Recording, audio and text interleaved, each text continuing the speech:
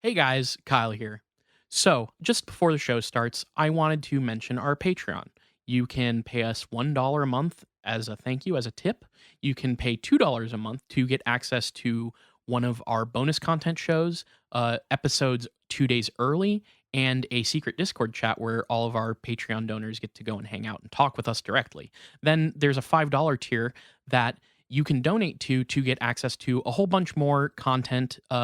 We have multiple bonus episodes on there. So please check it out. Patreon.com/itgetsweird. We don't advertise, we don't make money. So check it out and throw some money if you think that would be cool.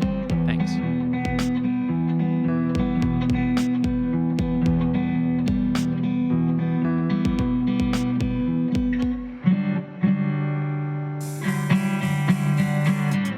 Welcome to It Gets Weird, our comedy show where we explore the unusual, the unbelievable, and the unexplained to try and make your world a little weirder. I'm Kyle. And I'm Niall, and I'm back here starting off the spooky season right. Yeah. We're officially in October now. We're officially in the time when everyone has to legally watch at least one horror movie a day, or at least like one recorded death a day. Like it doesn't have to be. You can kind of space it out if needed, but someone has to die in front of your eyes once a day in the month of October. It's law. That's so wait, it's either I observed the horror movie thing, or I have to witness some life snuffed out. The death can be fictional. Like it's part of it's the base requirement of the horror movies where someone has to die in front of your eyes once a day in the month of October. I may have misunderstood what you were saying. I maybe interpreted that as either you watch a horror movie at least once this month, or every day you have to watch a person die. the worst fucking choice. Like, yeah, pretty bad. It's supposed to be an impossible choice. You either have to watch one horror movie or witness a murder every day. Yeah, you're gonna have to go on fucking rotten.com every day if you don't watch at least one Texas Chainsaw Massacre, or you could even go Poltergeist if you're a fucking pussy. I'm just kidding. I mean, look, it's a good. Jesus. And I like Poltergeist. First of all, I have to be very clear here. Well, what's weird is I don't really. Like, oh, really? That's one of those weird ones that just doesn't click with me, even though it's a classic. So, yeah, you know, you're welcome to it. But well, I think I saw it sufficiently young enough, and I was still really into the paranormal when I saw that movie. So it like, I don't know, I guess it resonated with me. And now I'm just kind of like, it's kind of like, I don't know, it's like a paranormal, like almost adventure movie. And there's also that weird sort of conspiracy angle about how Tobe Hooper didn't actually direct it and Steven Spielberg actually secretly directed it. Have you ever heard this? Yeah. Oh yeah. I mean, it was a lot of the stuff was true. Tobe Hooper had a lot of creative control taken away from him and didn't get to was going to make a much darker film originally. But I don't know if Spielberg straight up directed the whole thing or anything, you know? Sure. Yeah. That's the conspiracy. Did he, grab the reins of that one is the question. It's like, who was it that there's another fucking conspiracy about like who technically like directed most of Ready Player One, where Spielberg only did like half of it. Yeah. There's almost like a reverse where instead of Spielberg being the person that didn't do it, he may have not actually. Yeah. Okay. Yeah. It's I haven't weird. seen the movie, so I always forget that he's like associated with that movie. Like, yeah, it never really crosses my mind. But to be honest, Ready Player One doesn't cross my mind very often. Well, Niall, first of all, we had a very quick email here. Okay. So I can't remember, it was within the last couple weeks of episodes. We had gotten an email from Jedediah. Right. Yep. And I asked Jedediah to send an email, 1 letter response. Do you remember this? I'm vaguely remembering this now. Okay. Yeah. Yeah, I asked for a one word response, I should say, because I do believe Jedediah was sort of talking about being a boomer. Mm-hmm. And I asked if they were familiar with POG, and I wanted a yes or no, and nothing else in the email. Jedediah is I appreciate that they were able to stick to my email challenge that I gave them. Because we got an email with no subject from Jedediah that just said yes. And that is a win for the boomers, I think. One more point on the side of the boomers there. Thank you, Jedediah. Did it still have like the sent from my iPhone or anything in it, or was it just yes? No subject, just fantastic. Yes. So appreciate that. Good to know. Thanks, Jedediah. I feel like I really appreciate sticking to my bit there. Thank you.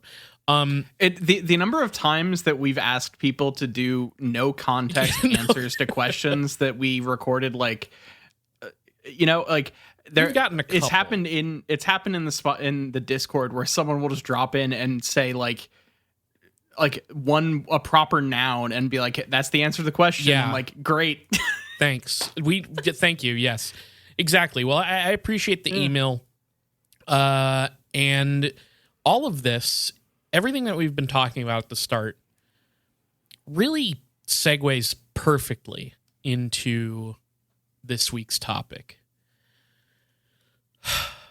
This week, I wanted to kick off October with a creepy topic. Something paranormal. Bit of a stretch for the podcast, but I'll allow it. Yeah, not normally something that we traffic in, creepy stuff. But for fucking once, I wanted to give it a shot, okay? So I found a good topic for that. And it was one of those things where it was hard to figure out what angle to approach from.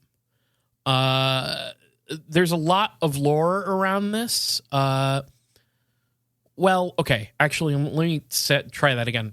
It's not that there's like a ton of lore around this. It's that there's lots and lots of people talking about the same lore. Okay. Usually.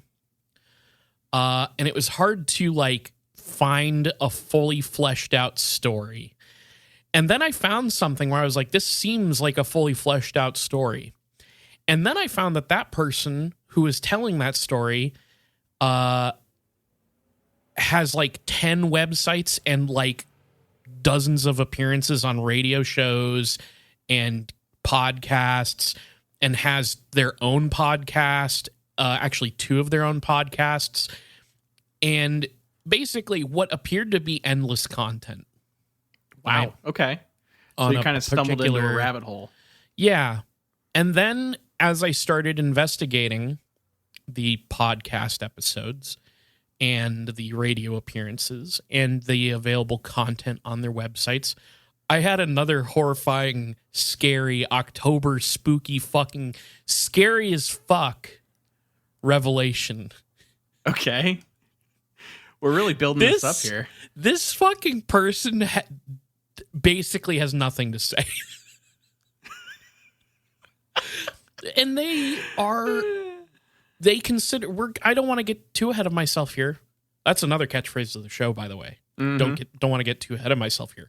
But this person considers themselves like the foremost, not just like an expert on the topic, but they consider themselves like the first person to bring this topic to the masses and to coin terms surrounding it. And that's kind of up for debate as well. So, enough beating around the fucking bush. I want to talk about shadow people now, but specifically, I want to talk about a shadow person who has come to be known as the Hat Man. Okay. So we're finally doing the Hat Man. We're doing the Hat Man. We're bending the Hat Man over, and we're fucking going to town on all of his shit. Rearranging the insides of the Hat Man. Yeah. Me and Seeing the what Hat, comes yeah, out. we're entering a menage a trois with the Hat Man, And the truth. consensually, and then we're gonna, maybe share a post-coitus cigarette in bed with the Hat Man, and everybody's gonna leave satisfied. I Okay. feel like I managed to wring out a satisfying story from what I slowly and horrifically began to realize was fucking nothing. So yeah, I'm curious to figure out, like, because the Hat Man looms large over the world of shadow It's a people, lot of stuff. over like even like people with like ghosts and night terrors Yeah. and stuff. It's the Hat Man looms large. yes, And so if in reality it was just like there's nothing there and someone just made it up and it just kind of Well, propagated, that would be interesting. it's not exactly that. So I'm going to start with a brief explanation of shadow people, and because we've talked about them before, but what I realize is, like, in our coverage of shadow people, we got a particular perspective when I covered it, but there's a lot of other thoughts on the entity. So Okay. and I'm going to be very succinct about it, because honestly, when you look into this stuff, there's not a ton to go on, right? Like, it would honestly, like, unless you wanted to just do a podcast episode about stories of people claiming to encounter the shadow people, then you don't have a ton of information. You reach a point with stories of the shadow people and the Hat Man where you kind of have to start either making things up or looking at other texts and things and saying, well, that's clearly shadow people, right? Yeah, you start taking other things and wrapping it into your lore. Yeah, exactly. So for the paranormal true believers, shadow people are a supernatural entity. These supernatural entities manifest like a living shadow. Like, they just actually, a lot of the times what you'll see is you'll see like a wispy, smoky, shadowy thing that kind of vaguely resembles a person. Now, they manifest like a living shadow, but descriptions do differ slightly between the different stories. If you Google shadow people right now, you can find a bunch of websites on the subject, as well as photos purporting to be a shadow person caught on camera. That's very, especially like in the early 2000s of the internet, it was like orbs, manifestations, shadow people were a kind of manifestation, very common. Now, like many of these paranormal subjects, the more specific the entity, the more differing explanations you get for what the entity actually is. So here's my assessment from reading a bunch of stuff online. It seems that broadly, people often consider shadow people some form of ghost. A lot of the stories that go around online come from people who seem to think this way. It is, it's the spirit of somebody who passed on to the world of the dead. That's the classic ghost, right? Or rather, they haven't passed on to the world of the dead. They are, haunting Earth somehow. So this is in line with people who basically believe in I don't know. It's like a taxonomy of ghosts, basically. Right. Everything from poltergeists to possessions to shadow people. It's like the work of ghosts from the afterlife. Now, I think the other most common interpretation of shadow people you find are from those viewing the phenomenon from like a religious or spiritual lens. So in that case, shadow people are most commonly demonic in nature because, shadow equals dark equals scary and bad, right? Yeah. And so whether they're literally demons or I've even seen them kind of thought of as demonic minions, it's not always certain what they are, but they're demonic in nature. And the demonic version of shadow people are almost always these like life-sucking negative entities that are out to get you, especially if you don't have a little bit of Jesus in your life. Yeah. Okay. So it's the kind of energy vampire, almost like Kind of. Yeah. It's like, well, we'll get to it. So the third most common interpretation sort of goes hand in hand with both the religious and ghost ideas. and gets used to explain either just the, like, you know how there's this sort of like quote unquote scientific parapsychology almost ghost thing where that doesn't seem to actually like somehow you're looking at ghosts and saying, well, this isn't like an afterlife, there's no God or anything, but spirits or energy or whatever still lingers. This can also get tied up with that idea, as well as the like their demons idea. So interdimensional, right? Yeah. You're gonna find a lot of people who interpret the shadow people as interdimensional beings. It's pretty ubiquitous in the world of weird because like it can just explain Fortean phenomena from ghosts to UFOs to like Bigfoot with this sort of logic that's internal to the culture, you know? Yeah, I can see that. Okay. So here you'll often find this intermingling between the religious, the spiritual, the paranormal, and the interdimensional. And interdimensional entities can be like agents of basically anything, if that makes sense. You know what I mean? Like they can just be whatever you want them to be.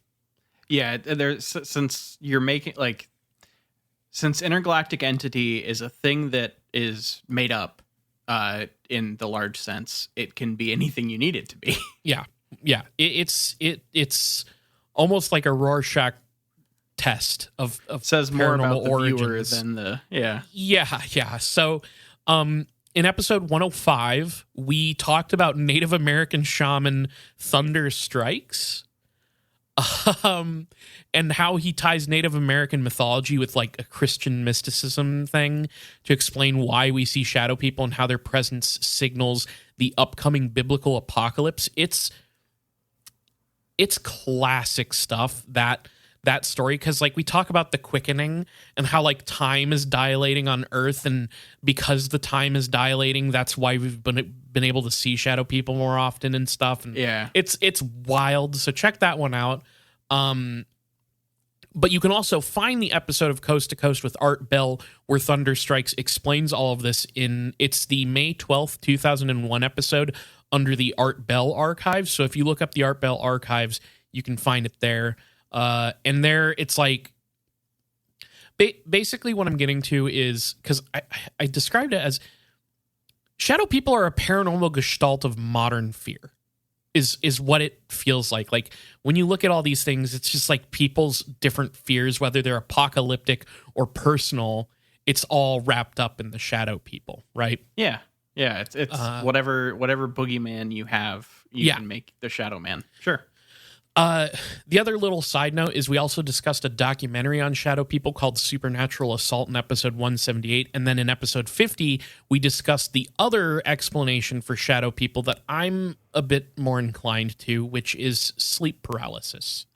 Mm-hmm. So when you read stories of people experiencing them, it all tends to sound very similar. They'll have a lot of stories that just are common to sleep paralysis. So like there's some outliers, I should say. There's some people who will claim that like, oh, there's a shadow person that I saw out in daylight, or like I was walking home and under the lamplight I saw a shadow person, which is not really indicative of sleep paralysis. But yeah, a vast majority will describe this entity that comes to you while you're in bed.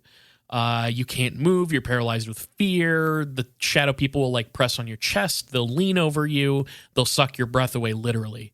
And all of these are possible symptoms of sleep paralysis.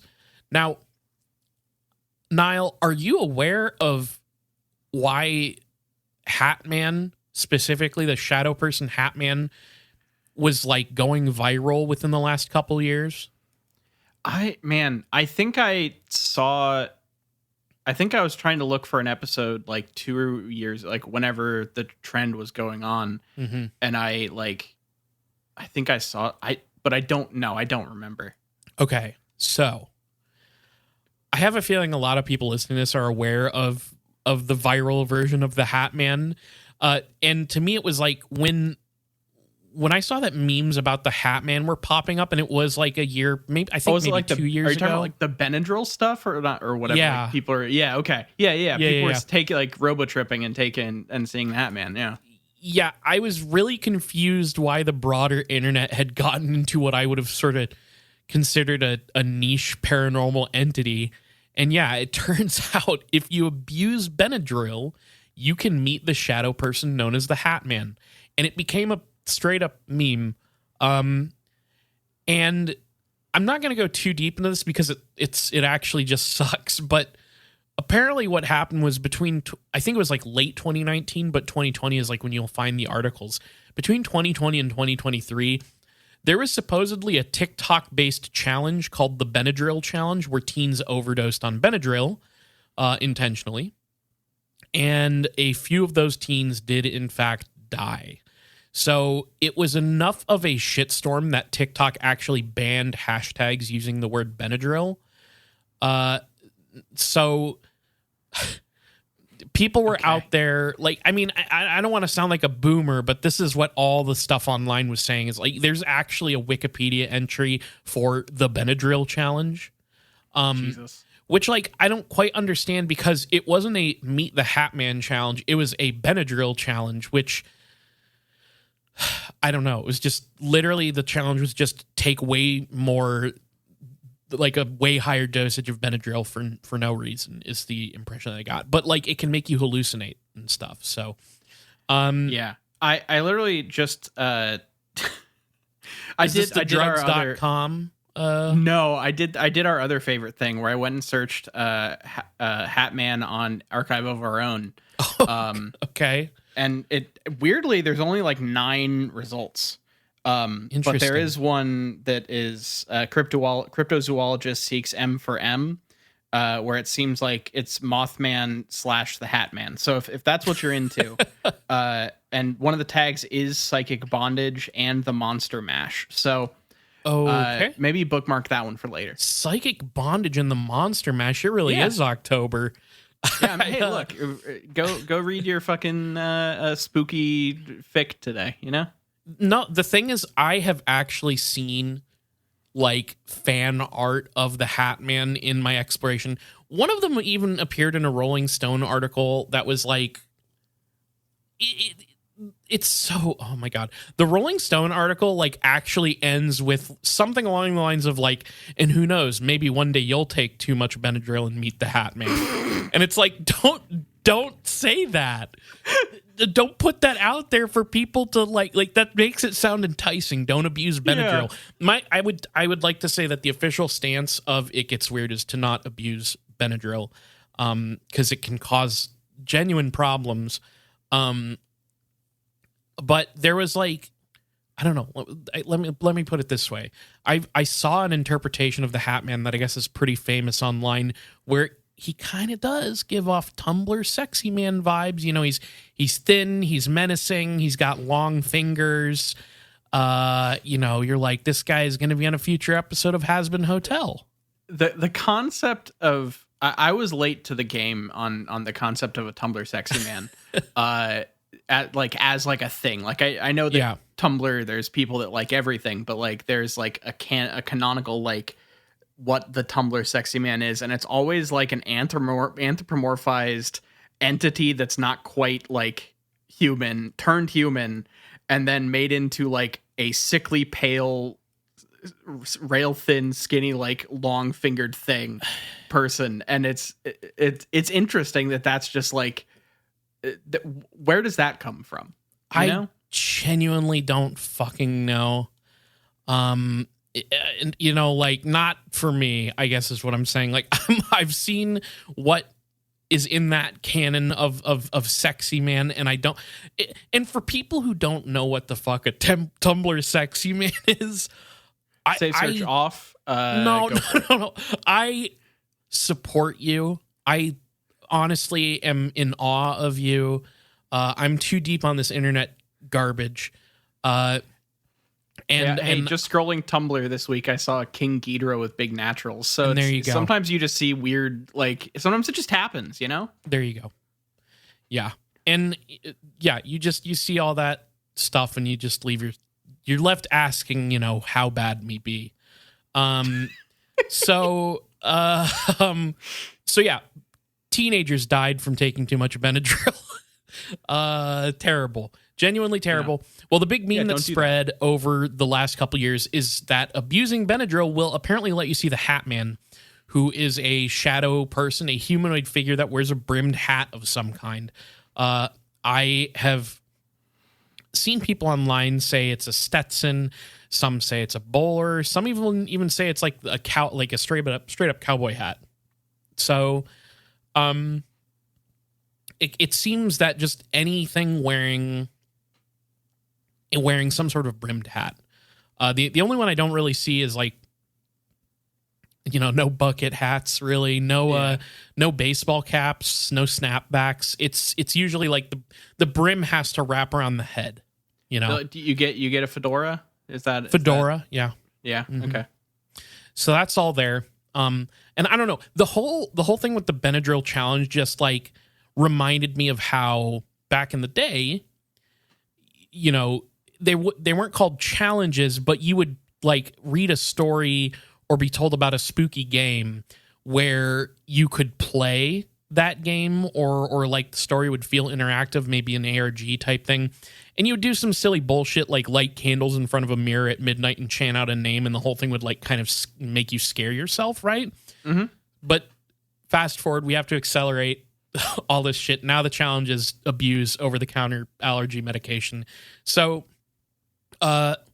anyways, at a high enough dose, Benadryl can act as a deliriant with a myriad of other negative side effects.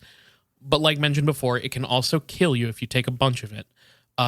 It's also able to cause hallucinations. Both the hallucinations and delirium are what many point to as explanations for the Hat Man phenomenon. But I want to also offer, in addition to that Benadryl has the side effect of drowsiness. And I don't see people bring this up as often with the Hat Man stuff. So on top of the like abused version of the side effects, there is just a basic side effect of Benadryl that will, even if you properly use it, that will fuck with your sleep. I have taken many antihistamines in my time, including Benadryl, and it makes you sleepy. You become drowsy, right? And I probably don't need to explain this to you, but fucked with sleep is the main way you end up with sleep paralysis. Yeah. An abnormal sleep cycle or like disrupted REM sleep are a couple of the different potential causes of sleep paralysis. It can even be genetic, I was reading. So it would make sense that a common fixture of sleep paralysis nightmares, which is like a shadow person, we've talked about this in our episode, it could become associated with the abuse of Benadryl. I think that makes sense. So at the end of the day, the Hat Man is just one of the common images projected by your consciousness in sleep paralysis. And you have a bunch of different archetypal images that get like projected. The hag, like the night hag, the grim reaper. I know you don't like this, but another one that I saw a lot was like big black spiders. But again, it can all manifest differently. Like the one that I never forgot was when we did our episode, I guess episode 50 with Staj from Pop Culture Roll Call. Mm-hmm. I think it was her who brought up the person, or maybe it was you. One of you two told me the story about the person who saw like the house on fire. I think in their sleep paralysis. And what this is it's like you're kind of like in panic mode, right? So it's like basically nightmares just get projected out into reality because you're like still waking up. Like you're looking out into reality, but you're still waking up, and your body's keeping your like physical body's still waking up. Your mind is kind of awake. For all of you people, here's the best way to describe it. It's like you're wearing Google Glass, but it's straight horror. Yeah. You're seeing the world, but you're seeing extra shit on top of it. It's like Google Glass in more ways than one.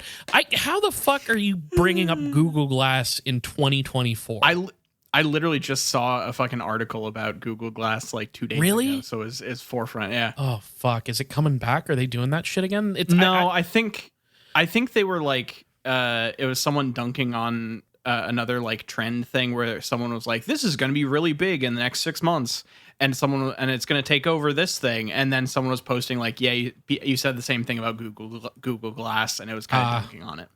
But fair enough. Yeah. I mean, that's really hard to say. Google Glass is too many GLs in a row. It's a lot. Yeah.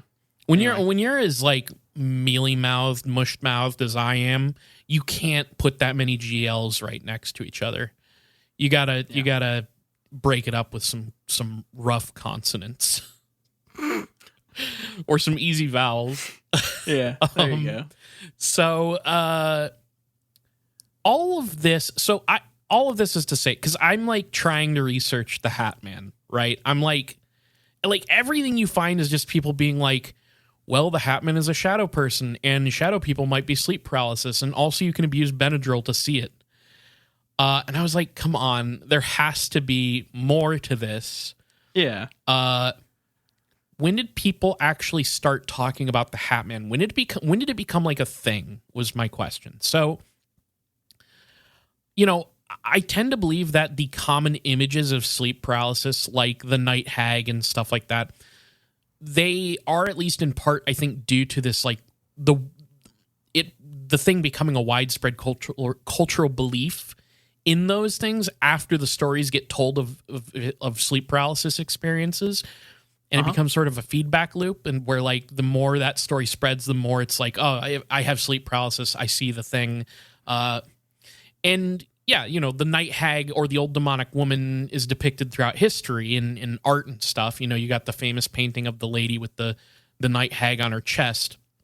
Mm-hmm.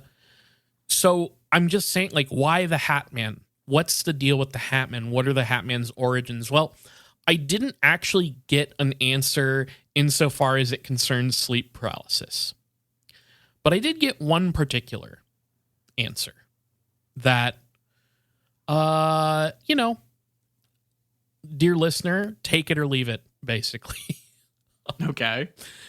Who started the Hat Man phenomenon? Well, that question led me down a number of corridors. I always came back to one person. When you read about the Hat Man, many people will say that stories about the entity come from the mid to late 2000s on message boards like 4chan and then later Reddit, which is true. There's a lot of mentions of it on the 2000s internet. Mm-hmm. Usually like 2007, 2008 is what people say. I think the earliest one I saw was 2005. But they all seem to miss the fact that there is an author who claims to have coined the term shadow people and the term Hat Man all the way back in 1997. Jamiroquai? And it's Jamiroquai. So for the next half an hour, I want to talk to you about Jamiroquai, the shadow people, and how he got a bunch of shadow people to move around that room in that music video for him. Virtual insanity, isn't that what it's called? Yeah. I do realize that that's maybe not the most up-to-date version of that reference. Maybe Pharrell. No, not Pharrell. Was it Pharrell that wore the weird hat? Pharrell, yeah. Pharrell is a hat man of sorts. No, Niall. That person's name, the one that I'm talking about, is Heidi Hollis. Okay, I don't think I've heard of this person. Who is Heidi Hollis, you ask? Well, I have her bio here, and I'm going to just kind of let it speak for itself. This is what she says. I grew up as a kid who only wanted to be a comic strip artist. Luckily, I got that chance. In fact, I won the chance to have my comic, Shaken, Not Stirred, syndicated via a magazine. It was already in 13 newspapers nationwide, but to be in this magazine, it could only be in one paper and that one magazine. So, I pulled them out from everything as agreed. Sadly, just prior to the first issue coming out, distribution was lost for the magazine. I'm already a little confused. I'm going to be honest with you. It's not because she says that she's in 13 newspapers, but then she pulled out of everything, and I couldn't find evidence of this comic anywhere. Okay. So I don't really know what's going on there. But she goes on to say, I was a busy college student, and it crushed me to think of having to start all over again. I stopped drawing for over a decade. Silly, I know. But while still in college, darkness came into my life and I named it Shadow People. I then wrote my first book about them, The Secret War. Okay. I was a broke student. Well, don't worry, we'll get to The Secret War here in a bit. I was a broke student, so I did a poor man's copyright and later officially registered my copyright in 2000.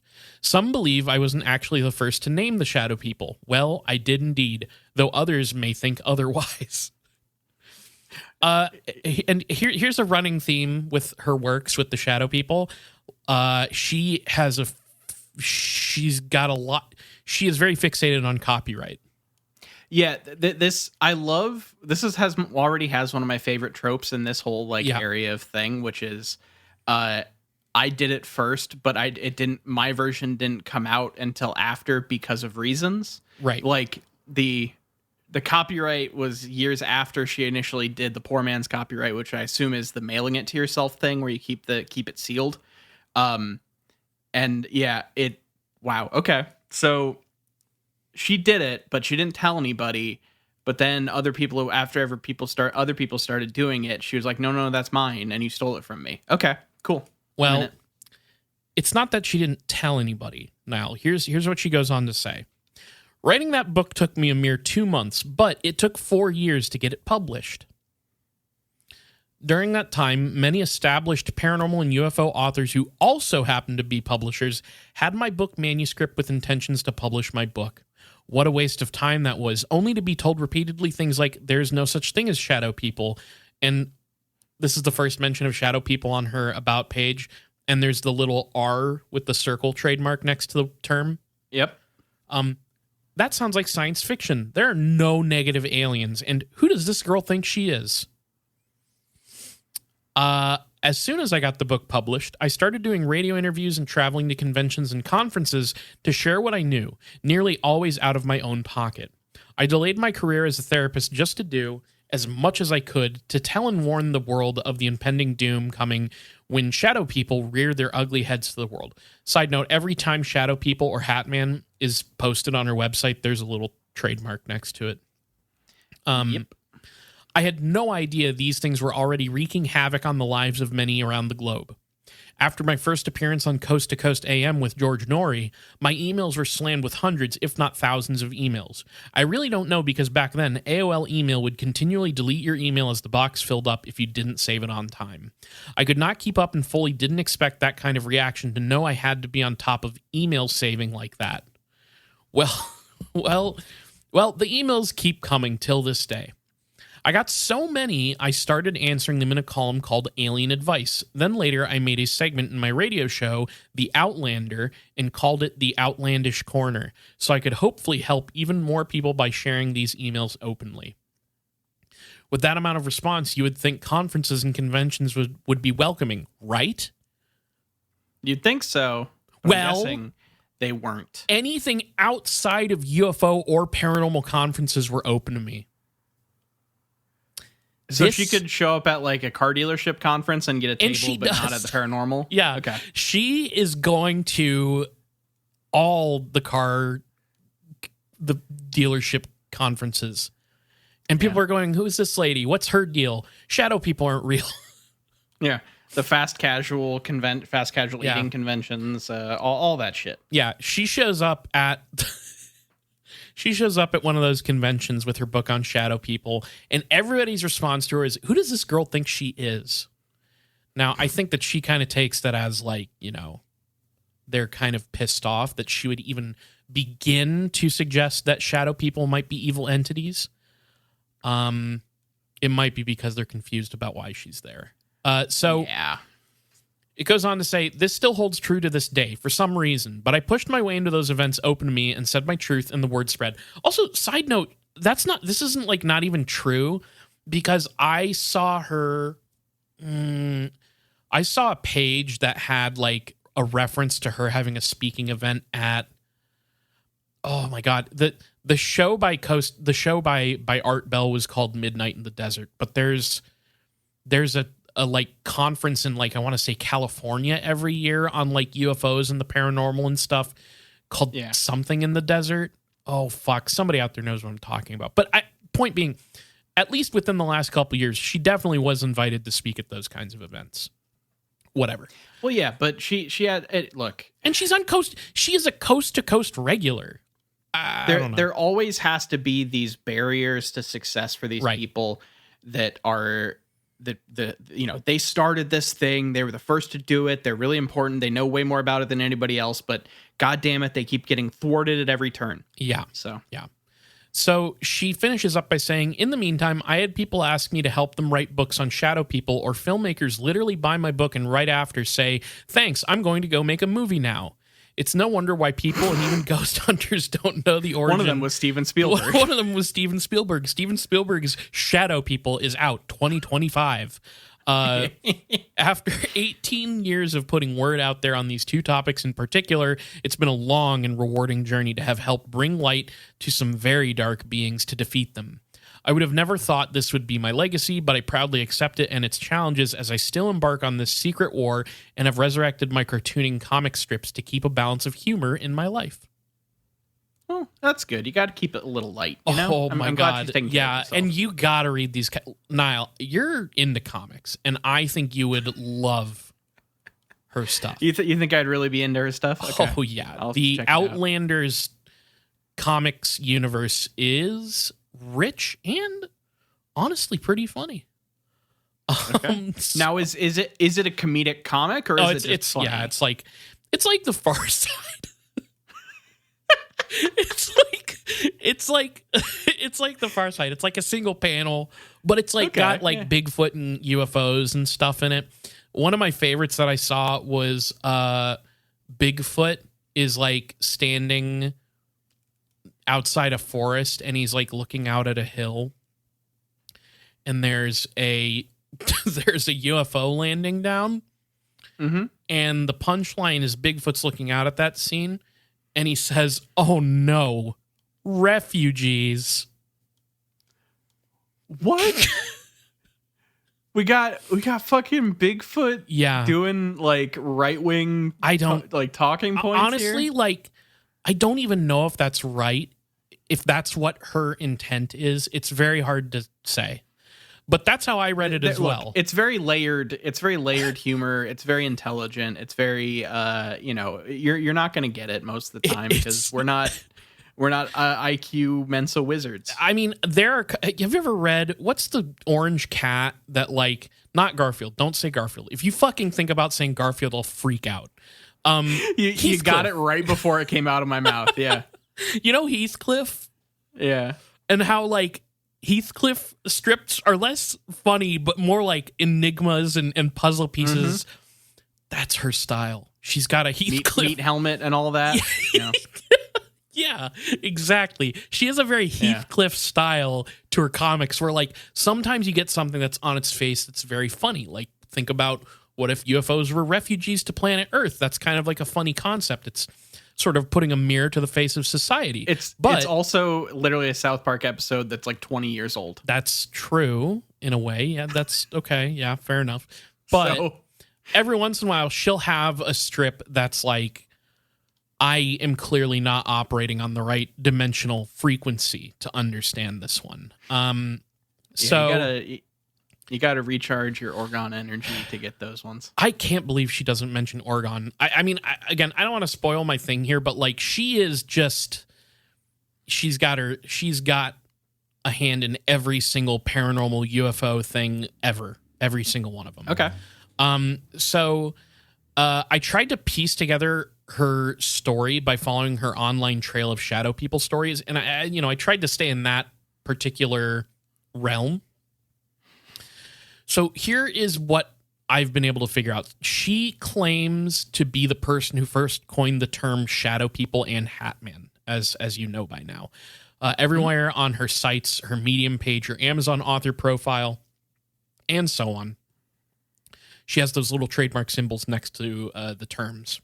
So I was a little curious. Here's what I did. I went to a trademark lookup site from like an official trademark lookup site from the government. Is this a first for It Gets Weird? I always like to track because Episodes sometimes take you to weird places. One of my favorites was a message board for long haul truckers that I went on for one Yeah. episode. But I think this is the first trademark directory. I think so. Well, she shoves it in your face constantly, and I was like, I was just thinking, like, is that, like, I have seen. Okay, let me try this again. Have you ever seen like a little kid who misunderstands what trademark is and posts online and trademarks like a cool character they came up with? You know, sort of my OC don't steal type shit. Yeah. I was like, is that what's happening here? Like, is she just thinking that if you put the symbol next to the term and tell the world that you came up with it, that's just how it works? Luckily, it's not that. She actually is registering these trademarks? Shadow People is in fact trademarked to a publishing company whose only published works are the books written by Hollis. Okay. So she did in fact file a trademark that is currently active on Shadow People. I think Hatman's in there as well. And it's, yeah. So we're not supposed to write about Shadow People without her express permission, I think. Interesting. Okay. She's also written, I don't quite know how it works, because it was like, it listed a bunch of specific things that the trademark targets. So it was like written material, magazines, online interactive exhibits. I don't think we're an online interactive exhibit. We're a podcast, right? So I feel like if that were a problem, it would say like podcasts, right? I don't know. I don't know how it works. Copyright in America is a fucking scam. Trademarks is that fucking thing. Yeah. It's whatever. I can't go into that rant again. That's okay. There's plenty of episodes where we do that. But she's also written quite a few books, so it would seem that the genesis of her work on Shadow People comes in the book titled The Secret War, a true story about a real alien war and shadow people. She's also written The Hat Man, the true story of evil encounters, Jesus is No Joke, a true story of an unlikely witness who saw Jesus, and a handful of books targeted at children. She wrote 2 books for children who experienced the Hat Man. So if you have a kid, if you're putting your kid down to bed and your kid's just like, I just popped 12 bennies and I'm seeing the Hat Man, here's what you do. Okay. I'm pretty sure bennies can also mean benzos, but in this case I meant Benadryl. So she has a book called I See Shadow People in the Hat Man, a guide on how to get rid of them for all ages. Look, as long as she's given directions from baby all the way up to fucking, it's for families. Yeah, it's for everybody. You know, I no one should have to suffer with shadow. I agree. She has another book called The Hat Man, a guide in comics on how to get rid of dark beings for all ages. And yeah, she does a bunch of comics, which I mentioned. If you want to see her comics, they're luckily collected at outlanderscomics.com. And I just would say to the listener, ignore the security warning. The website just had its SSL certificate expire, so don't worry about it. I have another comic here where it's so good. It's classic, like, cartoon. It's a cartoon pilgrim and a cartoon Native American. Standing in between them is a cartoon Bigfoot. And Bigfoot's putting a wagging finger up in the air. And he says, I just want to be clear. I'm not thankful that either of you are here. Wow. Okay. So that's so it's sort of like a commentary. These are... It's funny, right? Like, they're pretty good. I can't. It's so, like, it's the... I don't know this person. I don't know anything. I only know very little about this person. But they seem like they were so proud of the jokes they're putting in these comics. Like, it seems like this is such, like, directly from their soul. Yeah. And their soul is not very funny. Yeah, there's one... I didn't copy this one down, but there was one that was very good and topical that was like COVID hijinks. Oh, God. And it showed like a person being swallowed by like a big purple alien suit. And then they're like yelling at an alien saying something like, excuse me, but why did your alien PPE eat me or something like that? So that's really funny, really great, pretty good. So to maybe, well, okay, actually, I wrote to maybe further explain the trademarking thing, but I would also like to go back and change that sentence to this explains nothing, really. She has this little intro on her Medium page where she answers fan letters about the Hatman, and it says this. Shadow people, trademark, are dark beings who can shapeshift, aiming to blend with the night as they paralyze their victims. Hatman, trademark, doesn't always mind being seen and will step out from the shadows for you to get a good look. He wants you to revere him for being evil incarnate. What's a nice girl from Milwaukee to do? So I trademarked the SOBs. So hopefully that clarifies that a little bit. So I also think that I'm pretty sure legally you only have to put it on there once per page. Like once you use the R-ball once on a one web page. I mean, it's better safe than sorry. Yeah, sure. Spam. Because like she has the trademark also for her comics on every single comic that she wrote. Twice. Oh, twice. Okay. She's fucking prepared. She's got the trademarks. She uses them. She defends them. Yeah. It's good for you. I saw that refugees UFO thing and I thought I should take this and use it as my own. But then I saw both the trademarks and I realized the legal trouble I could get into would be just not worth it. So yeah, it's not. No matter how instant money and gratification that is, you shouldn't do it. Thank you for warning me. She signs her page on Medium with Heidi Hollis, aka the woman who trademarked the devil. So, you know. is like part of her thing is I trademark shit. Like that that is a defining aspect of her like public personality. IP. Yeah. Okay. All right. So her prominence in the paranormal community seems to come from her appearances on Coast to Coast with George Norrie. And to her credit, she's been a regular guest since April of 2002. Now, I have opinions about the George Norrie version of Coast to Coast AM. And to summarize, it's nowhere near as good as Art Bell. And it's got a lot more Christian-leaning horse shit. Yeah. I mean, like, Art Bell accepted some of that on his show, but Art Bell, it's a different vibe. George Norrie's not great. So, you know, whenever she's on, you bet your ass she's talking shadow people. I think like almost every episode she's on, she's talking about shadow people. I couldn't buy her books, right? I'm not about to do that, but I could get some snippets from them. And then the rest I had to piece together from just her interviews and stuff. So here's what she's had to say about the Hatman. This is from her website. It took some time for me to finally address a clearer picture of what the thing I've coined to be called the Hatman and what he's about. Each time I took a step towards even researching this topic, people close to me would start having odd dreams or even a severe streak of bad luck.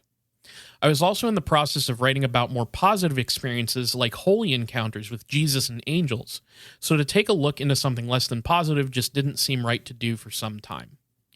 I don't think it's ever a good idea to deflect from the positive, but in order to see the light better, sometimes one needs to understand why the dark can be so dominating at times. So, who is the Hatman? Well, you can read the first encounters with him in my book called The Hatman. He came at a time when the shadow people had made themselves known to me. I admit that this occurrence sounded quite a bit different from the shadow people, but in knowing that the shadows could take on various forms, even influencing people, including taking on the form of what's called the Men in Black, I was nearly certain he was merely one of the shadow beings. Now, I want to interject here because she has a whole series of different illustrations that she's made of the forms that shadow beings can take. The Hatman is sometimes a shadow person for her, but is also sometimes like its own thing almost. The distinction between the two is not clear. Now, does she have a distinction between the two in her trademark? Because otherwise she might have some troubles holding that down if she's not specific and outlining what it's pertaining That's fair. I I didn't look too deeply into the trademark thing. I just know that the term Hatman is trademarked to her publishing company. So she has a thing that she calls Head and Shoulders shadow, which she describes a most true form that shadow people take with glowing red eyes. They're basically like a big... It's like if you were to see the silhouette of somebody's head and shoulders and you don't see a neck and they're sort of hunched over. And according to her, they have glowing red eyes. Now, she also says that you can see shadow clouds. So some shadow people can shapeshift into the form of a cloud. It's literally just a cloud that's like darkness, right? Okay. She says that there was a one-time event where there were spheres of shadow. That one encounterer of the shadow people found that these spheres, I mean, picture orbs from ghost photography, but they're made of darkness, and they lifted somebody into the air and tried to pull them into a crack in the ceiling. So the shadow people were physically interacting with a person in this Oh, story? that happens all the time, according to Hollis. Okay. This shit, like, I mean, I know, like, in sleep paralysis, it holds you down or whatever, but, like, I don't normally... It is outside of her stories, is that common and I'm just misremembering? I mean, I think it is because you interpret when you're in sleep paralysis, the pressure on your chest. There's a lot of different things that you can feel. I kind of think the shadow spheres thing about this person being lifted up into the crack in their ceiling, that could also, I think, be sleep paralysis, right? Like, yeah. So, yeah, they physically interact, and they actually ask her on one of the radio shows I listened to where they're just like, are you saying these are physical beings? And she's like, yes, they are. They manifest as physical beings. She says that they can manifest as shadow streaks. And she says, sometimes you may think you saw a bug fly past you, no matter what the season is, only to realize you don't see it again. It's winter, or it's moved too quickly and just out of view. That can't have been a normal thing. She also says that shadow people are known to mimic cats. So Hollis herself claims to have experienced this quite a few times, where you'll see a little shadow cat in your periphery. And a lot of the stuff about shadow creatures is like happening in your periphery. Yeah. So that's where they typically, like, if they're going to manifest, you'll see them in the corner of your vision. Shadow spiders, of course, which, like, again, spiders on the ceiling is like a very common sleep paralysis / nightmare thing. But she says that that's a shadow person that's trained. In fact, in some places, she says that they're basically like scouts for the shadow demon monster things, whatever they are. Okay. Sorry. I can't. I'm just going to say it now. She believes that shadow people are like interdimensional alien things, basically, that are demonic. So, like, Archon type, like, interdimensional demonic aliens? She never uses the term Archons, but, like, yeah, that's what it seems to be, yeah. Okay. She brings up hooded shadows, which, like, think of the Jawa from Star Wars. They're called, okay, yeah. But, like, made of darkness and with red glowing eyes. And she says... So it says, these beings were first described by Heidi Hollis as being another form that shadow people take, but she later called them out as actually being aliens. They are short in stature, 3 to 4 feet tall, with perfectly round red eyes. She also says that sometimes, you know, they'll manifest as a Grim Reaper. So, like, the extremely common image of death in human cultures across the world, the Grim Reaper, that is actually a shadow demon alien. So okay, sure, all right, yeah, whatever. So I'm gonna keep going on. Even one of the things that I really found incredibly frustrating reading about her is she will begin like a paragraph by saying, "So who is the Hat Man? Who are the shadow people?" And then proceed to launch into a thing that does not explain it all. Oh, that is so fucking annoying when that happens. Like, so that annoying. Happens so much with these types of people. And it's like, here's what you're here for is in the first sentence. And then they just go off in an entirely different direction. Yeah. So she Fucking annoys mentions me. that, like, oh, they're men in black, they can influence people, and that she's been experiencing shadow beings. And she goes on to say this. Apparently, I had the right idea, but not fully. Seems this Hat Man is indeed related to the dark side, as the shadow people are, where even they have similar agendas. Shadow people like to choke, scare, absorb fear, and cause it. This Hat Man can do and will do these same things, but is mostly known for and seen as an observer who appears and may often simply just leave. Sometimes the timing is significant, while other times it can leave you scratching your head about why he came at all. But not all of his visits are at a distance. He can get quite personal, abusive, even sexually, and scratch at the surface of your soul. If there's anything of importance I'd like to say about a person seeing this Hat Man, is that it is a worldwide phenomenon. Him showing up doesn't necessarily mean you are about to die or someone close to you will. It also doesn't mean you are evil or you did something wrong, but you should aim to get rid of him before it's too late. The Hat Man's gear consists of what can be described as him wearing a long black trench coat, three-piece suit, white collared shirt, and a wide-rimmed gaucho hat. Now, side note here, in a lot of her cases, the Hat Man appears like not a shadow, too. Like fully dressed and made up. It Yes. seems That description wild. that she Okay. just said, she's like, yeah, sometimes an actual just guy, a hat, like, and it's very like Slender Man-esque, you know? Yeah.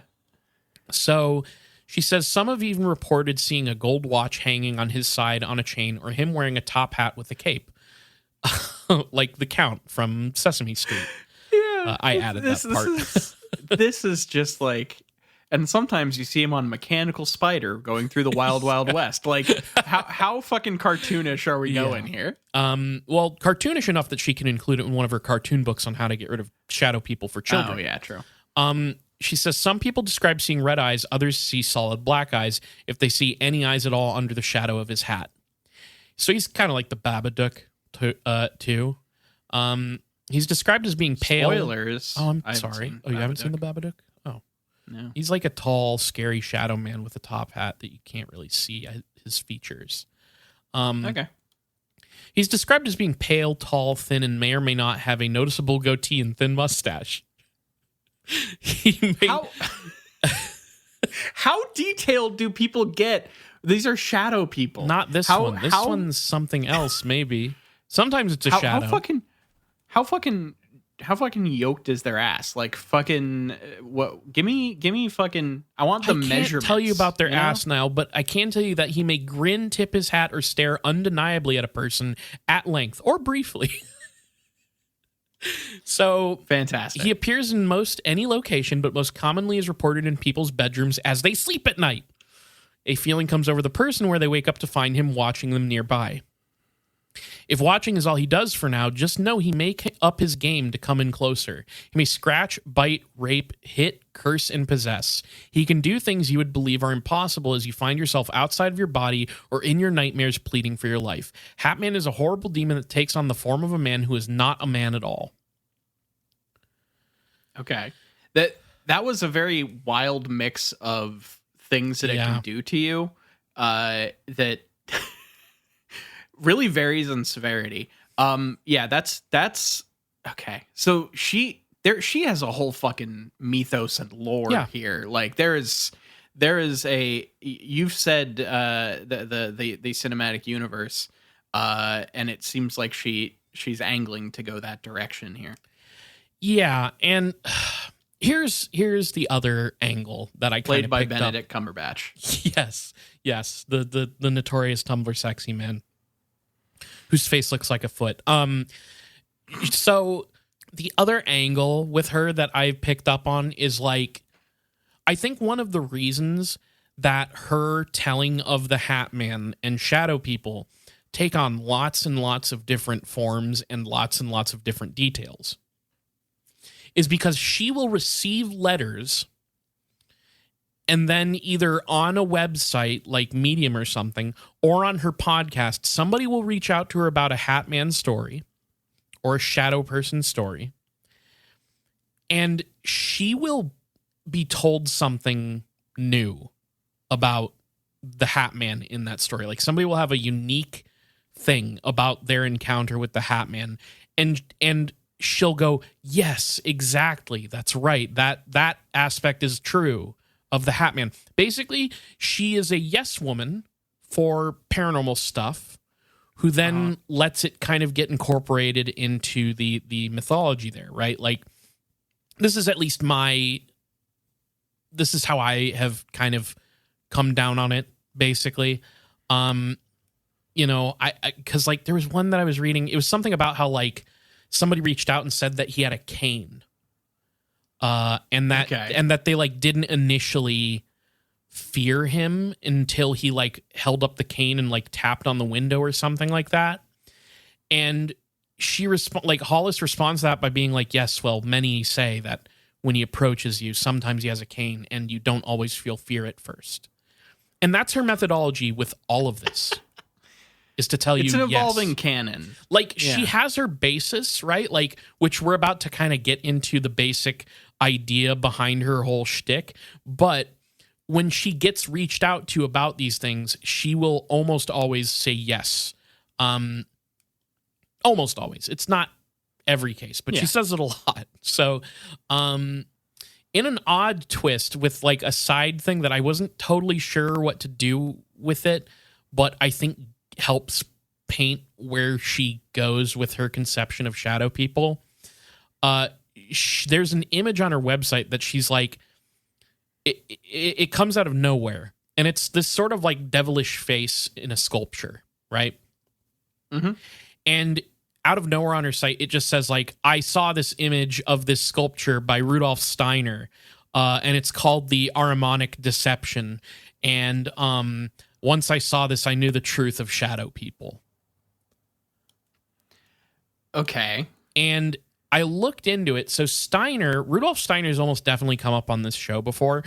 Complicated figure of the occult, notoriously like racist and anti-Semitic in a lot of ways, but also has he was apparently like he was like notably vocal about going against Theodore Herzl's idea of establishing a homeland for the Jewish people of Israel, which is based, but it was like because he was like anti-Semitic in some way or another, so less based. Yeah, not the best reasoning behind it. Weird fucking guy. I mean, an episode at least on this guy someday. Very strange, but like he did make this sculpture called the Ahrimanic Deception, of this like demonic looking face or sort of devilish looking face. Really, it's kind of cute, honestly. But what it is the sculpture depicts the head of Ahriman, which I guess is the name of the primary adversary in Zoroastrianism. And Ahriman is this like destructive spirit of evil, basically. I'm oversimplifying, but like we can't fucking get into it.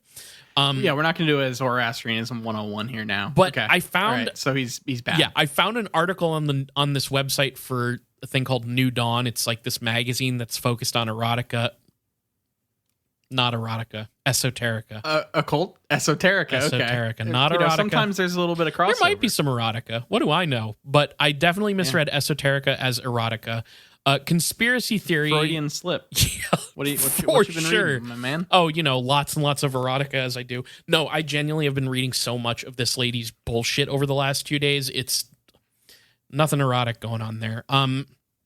And then conspiracy theory and secret societies. So like New Dawn, it's a magazine or whatever. Who cares? Here's what it said about Steiner's Ahrimanic Deception.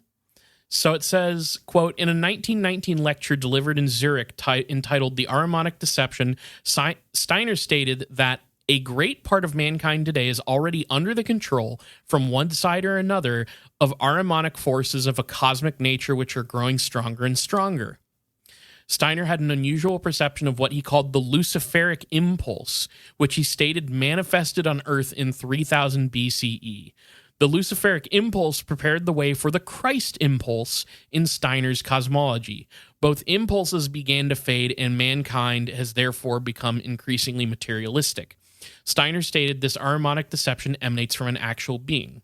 Quote, the Ahrimanic impulse proceeds from a supersensible being different from the being of Christ or of Lucifer. The influence of this being becomes especially powerful in the fifth post-Atlantean epoch. If we look at the confused conditions of recent years, we shall find that men have been brought to such chaotic conditions mainly through the Ahrimanic powers. Okay. I don't want to get too into the weeds on this shit, but like, Yeah. this is to me, so like, this guy's a theosophist, I do believe. And you can see that these weird ideas about like Luciferian impulse versus Christ impulse, it's very light being versus dark being new age crap, right? Like, and that's where a lot of this stuff comes from, is like theosophy and all that stuff. So I do believe that's what this at least is a seed for people like Hollis. I couldn't actually find anything in Hollis's available online materials about like her saying like, oh, I was specifically influenced by Steiner's conception of spiritual global war. But I can't help but like her calling out this specific art piece and her saying like, now I understand the shadow people. It makes me think that she discovered some of her ideas by skimming some of the stuff that this guy was writing about. Because that would make sense. She, like so many of those like light consciousness new age gurus, she believes that there's a war for the souls of humanity between the forces of light and dark. And of course, shadow people and the Hat Man are forces on the side of darkness. And I saw you, I kind of saw in your eyes the realization that once again, we're doing fucking Starseed Archon bullshit. It's inescapable. Oh, well, it also, it is funny, the more that we talk about this, the more it's like, yeah, all these people are effectively playing out their own YA fantasy novel where it's just like, we got the good and we got the bad and we're going to have a big war about it, but the people in the real world don't know, so we're all the secret special ones that are involved in this thing. It's, congrats. But she has, she does have her own sort of unique flavors here. So like, oh, sure. Yeah. When it comes to specific entities, she is just so fucking vague. It is so annoying trying to write what she believes at all because of how vague she is. It makes it difficult to pin down what she actually thinks these things are. So what I've been able to determine is that they are dark entities that are aliens that are fighting against Christ, basically. Right. Okay.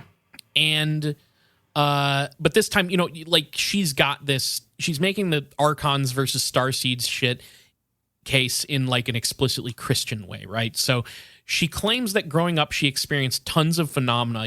She ran the gamut: UFOs, ESP, ghosts, etc.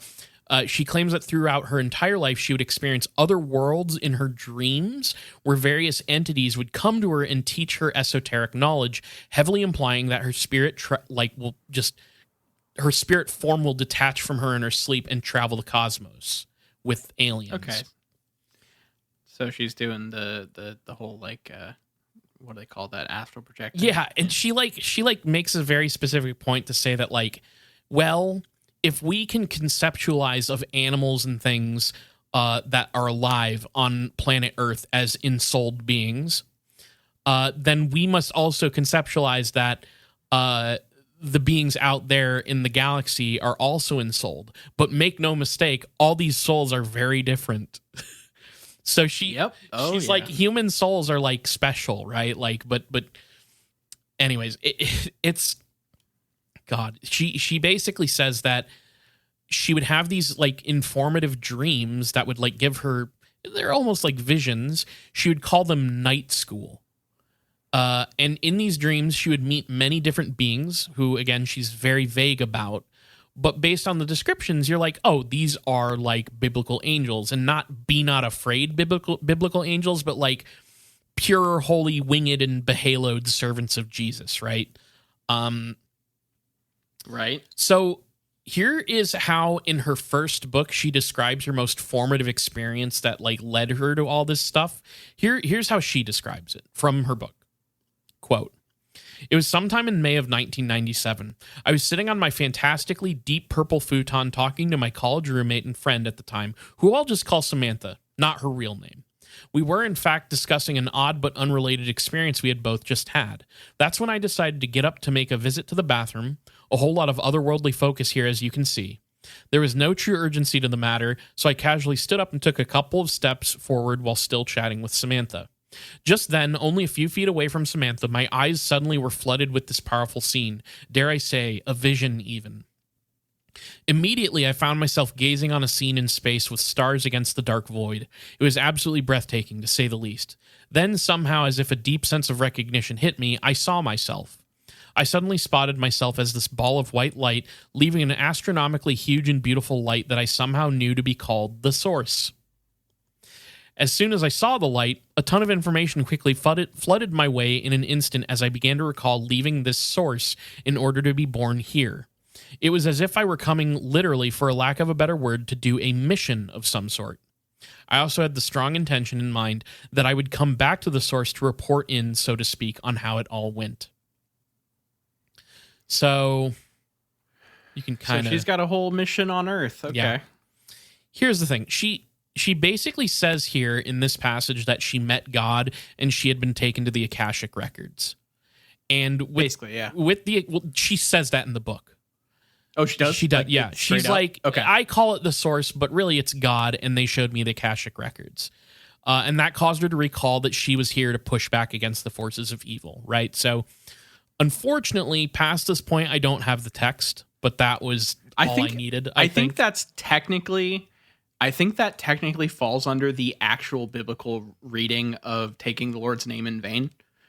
Because she's ascribing to herself the importance that God would single her out to take her to see him in all of his glory, which is a thing that is not a thing. She's specifically, I think, breaking one of the 10 commandments by doing what she's saying. Yo, we're going to break it again here real quick, okay? In the radio shows, what I find strange about this story is that she tells a very similar story. I don't hear her tell this story about meeting the source and like seeing a ball of light that she comes from. She hasn't told that on the radio shows that I listen to. I haven't listened to all of them, so maybe she does at some point. But there was one story that I heard over and over again from her in the radio shows. So in there, she talks about how she was basically in the same situation with her roommate. But this time, she mentions like, oh, I'm sleep deprived. I'm currently working at a bakery and I'm going to school. Doing both of those things, I had to come home for a power nap. And I come home, my roommate's there. I tell them to turn down the TV because it's loud. And I go to my room and I lay down on my bed. And as soon as I lay onto my bed, she describes this sensation of falling through her bed. And then suddenly she is just standing outside of her childhood home. And as she is standing outside of her childhood home, she can see a man walking up to her. And very quickly, she recognizes that the man that is approaching her, coming closer to her, is the main guy, Jesus Christ.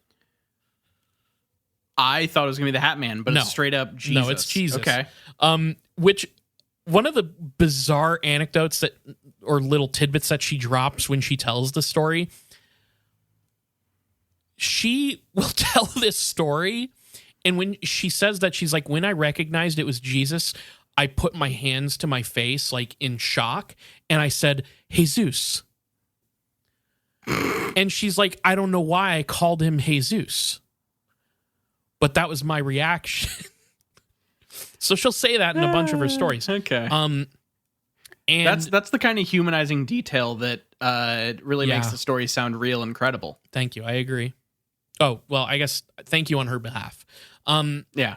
Basically, he does a bunch of Jesus stuff, causing her to bask in his glory. Like she says, like at one point she realizes she was like on her knees and didn't remember falling to her knees at all, but she was just there. And like he says something to her like, we want to check up on you. And she knew that like the we implicitly meant God himself. And apparently he also cures her of her ulcerative colitis. Colitis? Or colitis, yeah. Colitis. And then Jesus like tells her that he loves her and that he encourages her to keep writing her book on the war between shadow people and aliens and humans.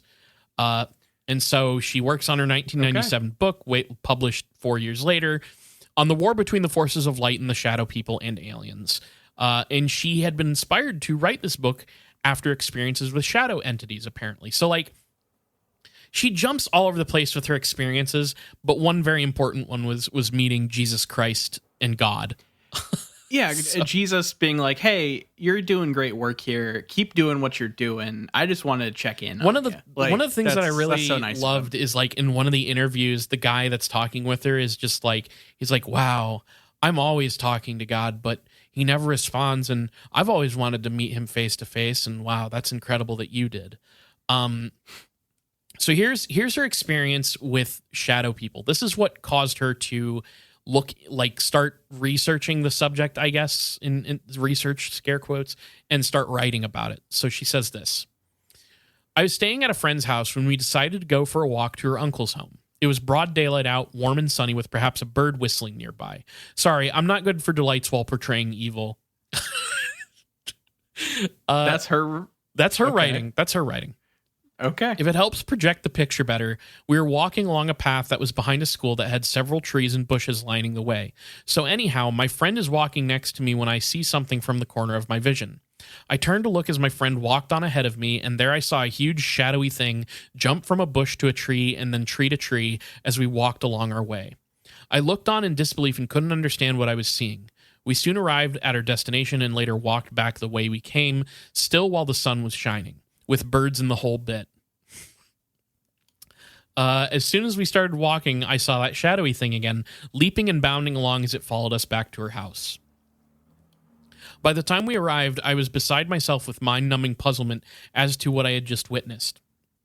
Still, again, I'm not one to keep things to myself of this magnitude, so I explained to my friend that I saw something following us. I then got out a piece of paper and drew out this large shadowed figure which stood around 10 feet tall.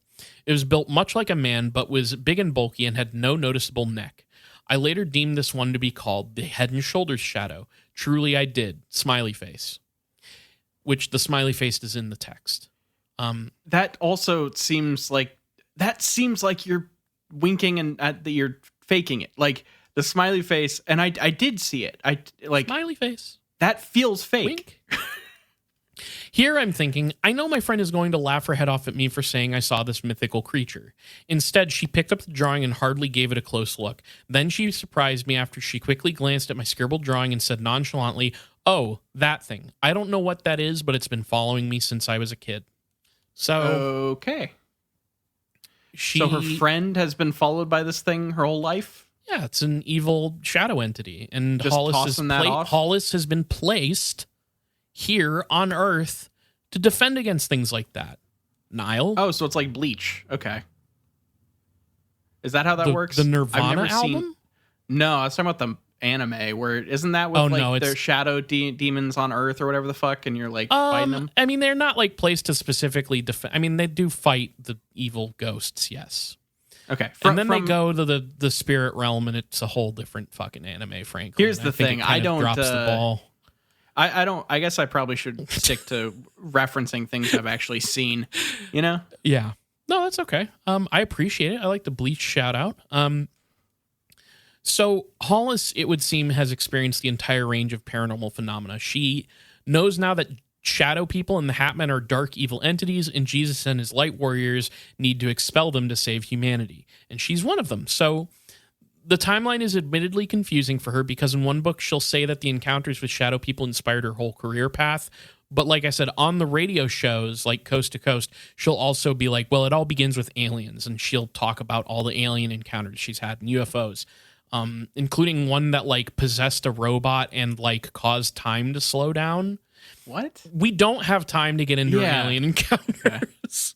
But it's like, it's a weird fucking story. She just was like, it's like, depending on what angle you want to get into her stuff, if you're like, oh, I'm very interested in the shadow people thing, she started from there. But if you're really interested in UFOs and alien stuff, she also started from having experiences with that. So if you're into that, you can be like, oh, that's where all this came from. And all of its shadow people, all of its aliens, all of its dark light entities, whatever. So Hollis strikes me as someone who... She almost explicitly says this, actually. She basically says all of these are the same thing. All different spirit entities that are jockeying for power over the souls on Earth. She straight up says, quote, if something is negative, they're related. Cool. She said that on one show, yeah. So if you ask her, sleep paralysis simply can't explain any of it. The truth is it's a cosmic spiritual war for the light of Christ, but if we're to fight back, how do we do it? Sadly, I don't know a ton about this, but she does have those books for kids and families on combating the shadow entities. Luckily, I found somebody on Twitter who actually had a physical copy of one of the books and uploaded pictures of the pages explaining what to do when you encounter shadow people of any kind. Okay. So Niall, here, I'm going to tell you, maybe throw in an edit as I try to share my screen. I'm going to show Niall how you deal with a shadow person encounter, what Heidi Hollis says you should do. So Niall is looking at images on my oh my god, on my computer. I should be looking at the cover of this book in a Scholastic Book Fair ad. Holy shit. I mean, Scholastic, like a fucked up poor one, man's like, Scholastic Book Fair. So it's The Hat Man, a guide in comics on how to get rid of dark beings for all ages. And there's a scared little boy with a bunch of different shadow person entities on the cover. And here's what the book says. So wow. We're really not making use of the whole page here. No, they're kind of just little tiny sentences on the page here. So it says, I see so many of them so often that I gave them all different names. And we, of course, have Shadow People, Grim Reaper, Alien Shadow, Shadow Spider, the Hat Man, and Top Hat Man. And then it shows a little boy with a Hat Man leaning in on him in bed. And it says, sometimes the Hat Man gets really close to me. And then next we have, sometimes shadow people sit on me. And we can see here there's this boy. This is like weird for a child. This is like not as this looks like an adult cartoon making jokes, faking that they're kid friendly, but they're not. You know? Yeah, it has that vibe. It has the vibe. There's nothing explicit, but it's like it's weird, right? So yeah. It says, then Mom dipped her cross necklace into the water and splashed it in the sign of the cross in the corner and said this. And you can see Mom, and you can see a diagram of how you're supposed to do the sign of the cross. And it says, Lord, bless this home and keep all negative things away and keep us safe in your loving light. In Jesus' name, amen. And then it says, then we went to the main floor of our house and blessed it the same way. And I kind of feel like there's a sort of copy-paste sort of vibe to her cartoon characters. Yeah. They all kind of have similar shapes going on here. Well, they're related, but... that got him. It is a family that can't be... no, that's a good point. Thank you for pointing that out. But it says, God, that one of these images will be the cover, the like icon for this episode. So people can look at that. The sitting on him one is the best one. It's pretty good. It's pretty great. Next page says, then Mom opened the front door to our house, and told us all to put on our crosses. You see the family standing by the front door, which is open. And they're saying, God bless this family and our home. Keep us safe from all evil and rid them from this home and our lives within your protective love. In Jesus' name, amen. And then finally, the kids are sleeping. They're, sound asleep. And it says, that night we all went to bed without a worry, knowing that God's protective love was everywhere. Yeah, it's everywhere. So what's kind of absurd is, like, if you look at this, Niall, bottom of the page, that's 65 pages. Whoa. There's a significant number of pages that I have not seen to this book, but would love to. So there's like 61 pages that I could not show you because the of the first content. 25 are copyright and trademark statements. Almost definitely.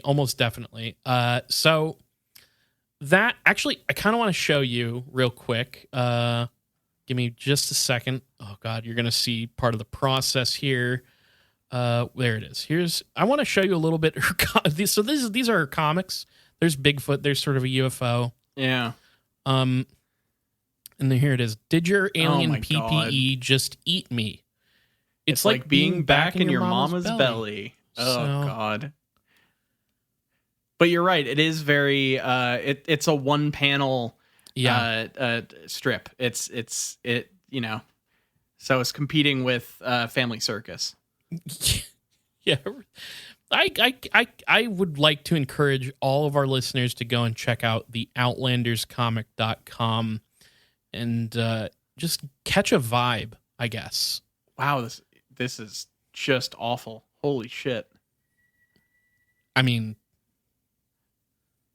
I think it's good. I mean, the thing you can see most of all of this is that she's spreading light and love, you know? It's sure. All of these, none of these things are hateful in any way, shape, or form. What's, look, what is the if you're going to have to talk about shadow people and Hatman demons, you might as well have a little fun and a little laughs on the side to keep things light, So, Niall, that is, I want to say Hatman episode, but it's also sort of a Heidi Hollis episode, but it's the Hatman. Honestly, and if you want my honest opinion, I don't think this woman came up with shadow people. Don't say that too loud. I'm not going to say that too loud, but this is all alleged by me. It's allegedly. I don't know if it's true, but I'm going to say allegedly she did not come up with these ideas. I think that she maybe saw a trend in the early internet where she was like, I got to get on this and ride this wave. But I could, fuck me, I could be totally wrong. Maybe this is just the abyss staring back. She actually discovered and coined these terms and the entities, and this is just the type of person who managed to do that. It's an original. What do I know? Yeah. So, all that being said, are you down for a big question? I don't know if you saw a sneak preview of that. I saw a text come up and I did not look. Okay, beautiful. Niall, if you could trademark one paranormal, ufological, or cryptozoological entity, what would it be and why? I mean, like, there's the immediate answer if you just, like, pick, like, Bigfoot or aliens, like, gray aliens, because it's so ubiquitous that you could, you get one of those carny lawyers that just goes after anyone for copyright and, like, let them loose, and you just try to rake in the profit and live off it. But that sucks. So I'm not going to do that. And I think what I would want to do is, I think I would want to take soul scalping. I think that would be the one that I want to take. Just because it's specific. I think, like, it's also already a cottage industry, really. Yeah. In a way. And so, like, you could make some money. Yeah, and I think, like, having control of that IP would be really good for, like, movie rights and maybe instructional tapes, and, like, I can try to make, like, a soul scalping kind of like a self-care regimen. I think there's a lot of stuff you can do with that to like eye makeup to cover the bruising, all that stuff. Yeah. Eye makeup to, when it's Halloween, make it look like you were soul scalped. Yeah, true. You can cover it up in the normal and then also do it for Halloween. Yeah. So that's a great idea. I like that. I am about to reference something that I think I don't know if you're familiar with. And if you're not, my bad bringing it up this way, but whatever. Are you familiar with Mel's Hole? Yeah, I believe so. Why do I know Mel's Hole? Mel's Hole is a notorious I was keeping it in the coast to coast vibes because I've been thinking about it a lot. Mel's Hole is like a bottomless hole that a caller claimed to have, like, on their property that they, like, there's all kinds of bizarre stories about it. And I do believe that it was later exposed as a hoax, but I want to get copyright of Mel's Hole. And I'm assuming this is how copyright works. Mm-hmm. Nobody's told me otherwise. But when I get Mel's Hole, I want to legally change it to be Kyle's Hole. Okay. Just because, like, I need a new sort of, like, brand facelift, I think, here, as Kyle from It Gets Weird. And I think a hole with my name slapped on it could really attract I a think lot of that's- attention. I think that's a genius idea. I Thank think you. that Kyle's Hole will be a hit for years to come. We can sell I Heart Kyle's Hole shirts. Yeah. Um, uh, so I hole Kyle's hole, you know? Yeah. yeah, exactly. I fell down Kyle's hole and all I got was the stupid fucking t-shirt. The options are endless, you know? It's an infinite I love that we both were just like, how can we make a nice marketing scheme out of Fortiana? Look, sometimes the almighty dollar is comes to mind in these situations. I'm a big fan of the green. And by green I mean money. So yeah. I'm a big fan of the green moss. Yeah. Anyways, in the swamp, in a sense. Niall, I think that's going to take us to some business. I think I'm done with this one. So let's go ahead and if you want to follow us on social media, we're on Twitter at IGW Podcast. You can follow us on Facebook.com/ItGetsWeirdPodcast. And we're on all your favorite podcatchers. If you look up It Gets Weird wherever you listen to podcasts, we're almost certainly there. Twitch.tv/ItGetsWeird. I've been playing Shadow of the Erd Tree with our good friend Colin, who was on the show recently, and it's been a fucking blast. Come follow us there. I'm also this month going to be doing some fun Halloween streams, which I guess I'm announcing right now on the podcast. But Discord, like Patreon subscribers will know about it before. So if you want the inside scoop, you're going to want to check out the Patreon bump here in a minute. But itgetsweirdpodcast@gmail.com. If you're a bot that's been scraping the web for podcasts talking about LSD, hit us up and tell us why we should have so-and-so on our podcast. That'll be awesome. Please, if you want to send those emails to us, thank you for that. What I'm saying is we've had a bunch of those emails ever since I did the fucking MK Ultra episodes. If you want to send us a real email, though, that's also a great place to do it. If you want to send us something that we might read on the show, just tell us how we should address you.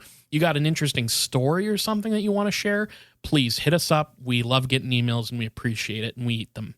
Patreon.com/ItGetsWeird. We have a $1 tier where you're just giving us a tip. You're not getting anything. You're just saying, hey, like your show, here's $1. We also have a $2 tier where you do get something. You get It Gets Weird TV, where right now we're finishing up season 2 of The X-Files. We're on the last episode over this last week. So you can hear us talk about the season 2 finale and then vote on whatever show we're going to watch after that. We got a big list of shows coming your way, and people can vote. And there's still time as of this episode going up. You're going to have until, Thursday the 10th at 6:30 to vote on what show. So if you get on our Patreon in that time frame at least the $2 tier level, you're going to be able to vote on the next It Gets Weird TV show. We also have a $5 tier where you get a bunch of extra shit. We have hundreds and hundreds of hours of extra material, and at the $5 tier, you're getting the premium content. Right now, Niall and I have been doing this show that we need to come up with a name with end quick. So maybe we'll do that. But there's 3 episodes of this new show out where we're kind of just chatting about stuff that doesn't make it on the main show. Lots of tangents and things like that, we like to talk about. So check out the $5 tier and the $2 tier. $5 tier is the best bang for your buck. Whether you donate to the $2 tier or the $5 tier, you get access to the main show 2 days early on Friday instead of Sunday. And you get access to the Discord where we're hanging out chatting with all kinds of listeners. You can talk to us directly there. And we often are talking with people about UFOs, conspiracies, cryptids, pseudoscience, all kinds of shit. If you can't donate, though, tell your friends, tell your enemies, tell your congressman all about It Gets Weird podcast. All right. Thank you all for listening. Thank you for continuing to support the show. This has been It Gets Weird. I've been Niall. And I'm Kyle signing out. Peace.